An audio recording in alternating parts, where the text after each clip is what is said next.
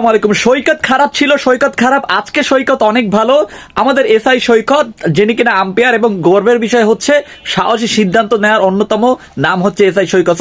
আজকের যে ব্যাপারটা হচ্ছে, অস্ট্রেলিয়ার বিপক্ষে কিন্তু সবগুলোই ডিসিশন গিয়েছিলেন, এবং ভারতের পক্ষে সম্ভবত দুইটা ডিসিশন পুরোই ভারতের পক্ষে।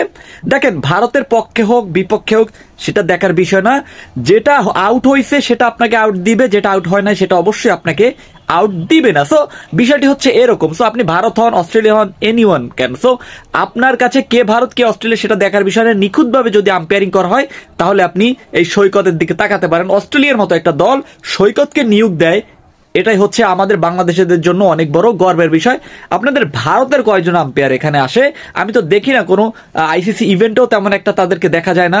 ভারতেই পইরা থাকে, হয়তোবা তাদের ট্যালেন্ট কম না, আম্পায়ার হয়তোবা একটা সময় ভারতের অনেক ছিল, কিন্তু এখন আর তেমন নাই, এখন আর দেখা যায় না, জানি না কেন।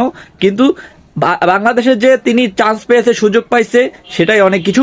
একটাবার চিন্তা করেন তো, বিশ্বের সবাই বলতেছে যে ভাই ওই তখনের ওই আউটটা, জয়সাউলের আউটটা আউট হয়েছিল, কিন্তু একমাত্র ভারতের কিছু লোক, মানে বর্ডার গাভাস্কার ট্রফি, গাভাস্কার সাহেব নিজেই বলতেছিল যে ভাই কিভাবে আউট হয়, এটা একদমই নট আউট ছিল। সো আপনি একদম গুণী মানুষ হইয়াও যদি এই ধরনের ডিসিশন দেন, আসলে আনবিলিভেবল।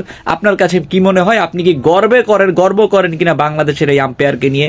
প্লিজ কমেন্ট করে জানাই দেন। ধন্যবাদ। এবং ওদের গণমাধ্যমও এখন প্রশংসা ভাসাচ্ছে এই এসআই সৈকতকে।